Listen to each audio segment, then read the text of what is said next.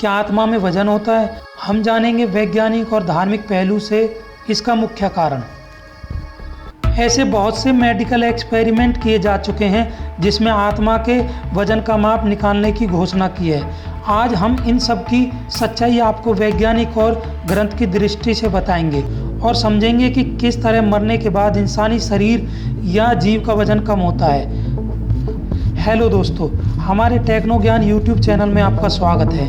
अगर आप हमारे चैनल पर नए हैं तो प्लीज़ चैनल को सब्सक्राइब कर दें ताकि आगे आने वाली इसी तरह की रोचक वीडियोस के बारे में आपको जानकारी मिल सके।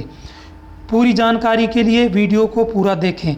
आइए शुरू करते हैं। आत्मा के बारे में तरह तरह की बातें सुनने को मिलती है। कहा जाता है कि आत्मा अमर है, इसकी कभी मृत्यु नहीं होती, यानी जब तक हम जिंदा है तो आत्मा हमारे शरीर के अंदर ही रहती है। अब सवाल यह है, जैसे शरीर के अंगों में भार होता है वैसे ही आत्मा का भी भार होता है। डॉक्टर डंकन मैकडॉगल नाम के शख्स ने 10 अप्रैल सन 1901 में एक अजीबोगरीब प्रयोग किया। अमेरिका के डॉर्चेस्टर में हुए इस परीक्षण में अपने 4 अन्य साथी डॉक्टर के साथ ऐसे पुरुष और महिला को शामिल किया जो मरने वाले थे। उन्हें खासतौर पर डिजाइन किए गए फेयरबैक्स वेट स्केल पर रखा गया। मरने से पहले और मरने के बाद बड़ी सावधानी से उनका वजन मापा गया। उनको पता चला कि मरने के बाद उनका करीब 21.68 ग्राम वजन कम हुआ है। उन्होंने कहा कि यह कम होने वाला वजन ही आत्मा का वजन है। अब जर्मनी के वैज्ञानिकों ने भी इस एक्सपेरिमेंट को दोहराया जिसमें 200 से अधिक मरीज थे। सभी की मृत्यु के बाद वजन घटने का अनुभव किया गया।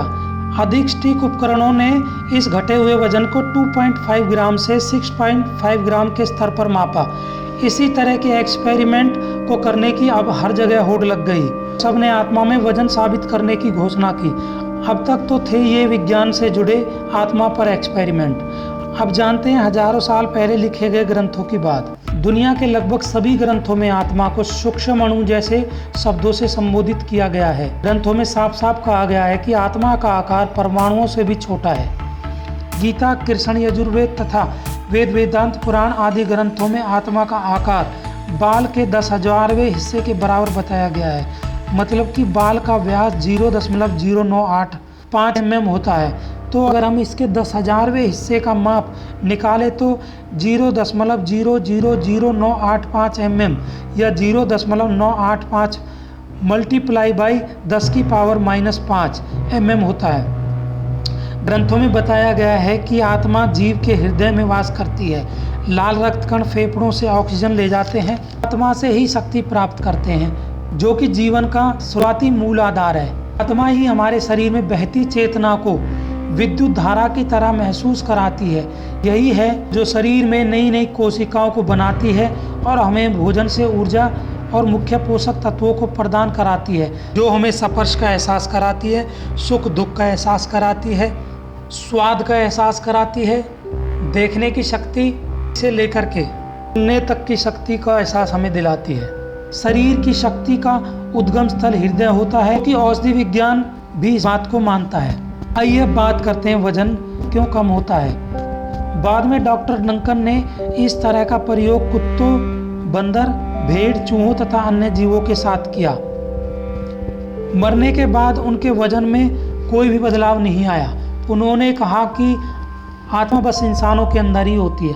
हालांकि बाद में उन्होंने कहा कि इस बारे में और भी शोध करने की आवश्यकता है। वजन कम होने का मुख्य कारण क्या है?